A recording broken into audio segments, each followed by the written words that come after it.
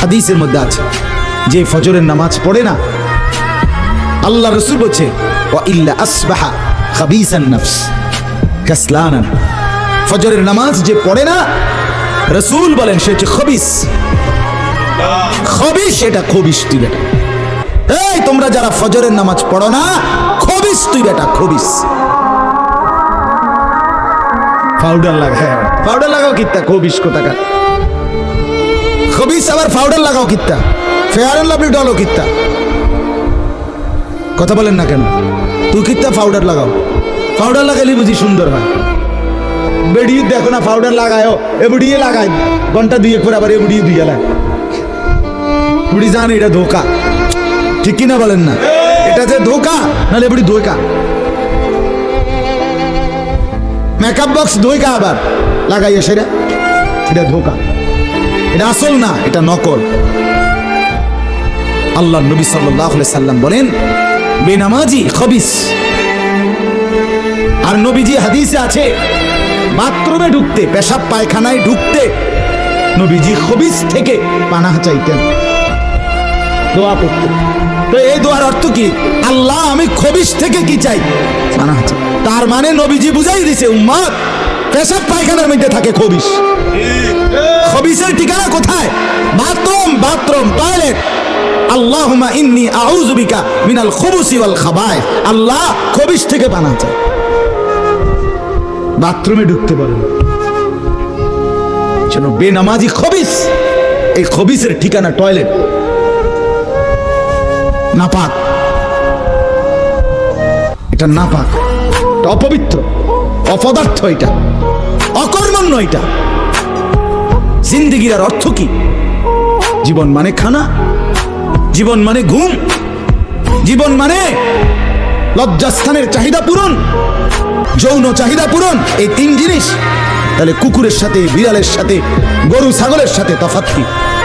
ওই প্রাণীগুলোও তো খানা, ঘুম এবং যৌন চাহিদা পূরণ করে কিনা? কথা বলেন না কেন? কুকুরের ছাও আছে কিনা? তো কুকুর বিড়াল খায় কিনা? কুকুর বিড়াল ঘুমায় কিনা? তো তোমার সাথে তফাৎ কি? বেনামাজি বলে সেজদা নাই যার কপালে, আমনের লগে জানোয়ারের পার্থক্য কোথায়? আমনে খারাইয়া কোনছে ভিডিও আমনে কোন? হ্যাঁ বলেন, এখন বলেন, আমরা শুনি, এনে দর্জনে বিচার পার্থক্য কোন? আপনার সাথে জানোয়ারের তফাৎ কি? ছেলেরা বলো বাবা, তোমরা যারা মাগরিবের নামাজ পড়ো নাই, হ্যাঁ লজ্জা কোথায় তোমাদের? শরম কোথায়? এই বেহায়া, কোন লজ্জায় আল্লাহর জমিনে চোখ তুলে তাকাও?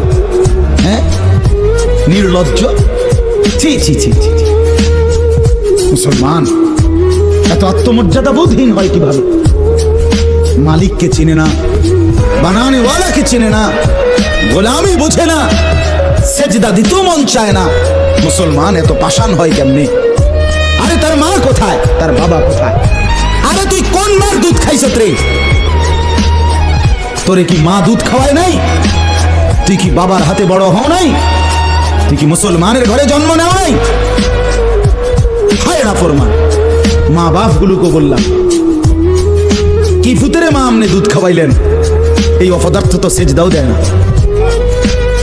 হ্যাঁ এই বাপ, কার লাগে বিল্ডিং বানাইলেন? এই হাইওয়ান তো সেজদাও দেয় না।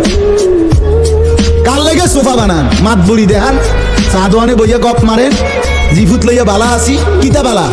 এ ফাঙ্গা সাততালা বিয়া খান যে, এই কারণে বালা। হ্যাঁ এ ফার্মের মুরকা আর কক মুরকা, দুন্দুল আর করলা, দৈন্যাত আর কাঁচামরিচ, টমাটো আর শশা,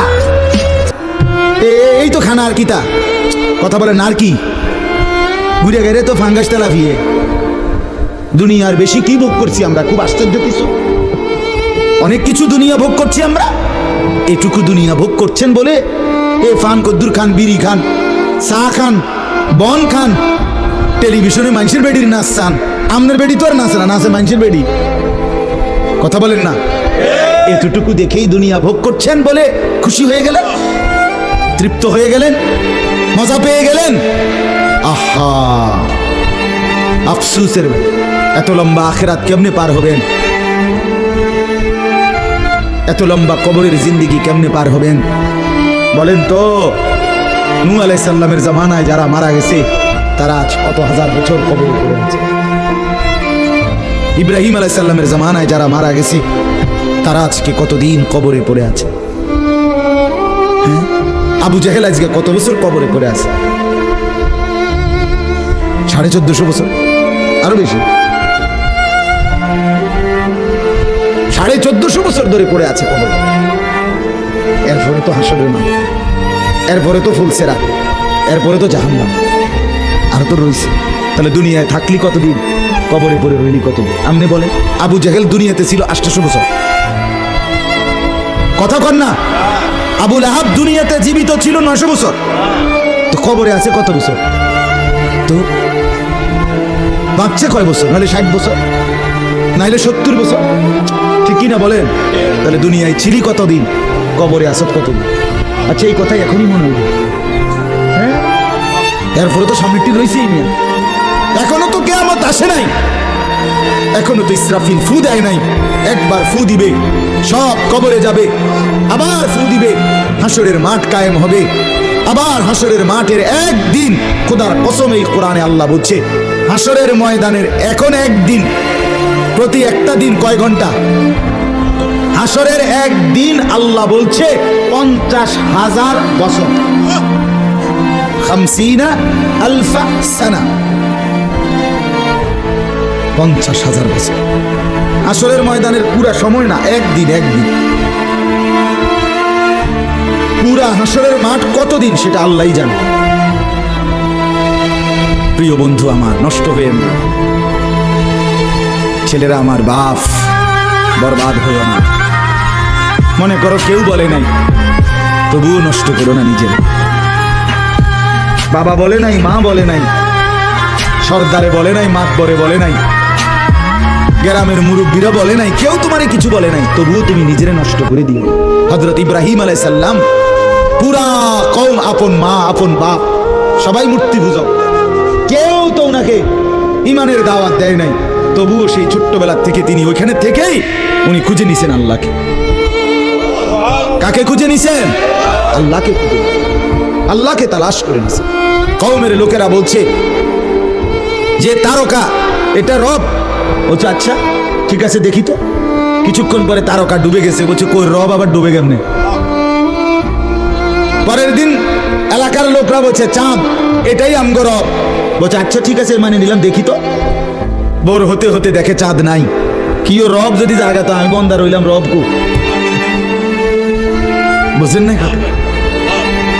এরপরে বলছে সূর্য, এটা বড় সড়ো মুড়া তাজা, সূর্য এটা বড় সড়ো মুড়া তাজা, এটাই রব। হ্যাঁ, ইব্রাহিম আলাইহিস সালাম বলছে আচ্ছা দেখি তো। সন্ধ্যা হয়েছে আর সূর্য ডুবে গেছে। তো ইব্রাহিম আলাইহিস সালাম বলছে হায় আমার কওম, কি কওইডি তোমরা?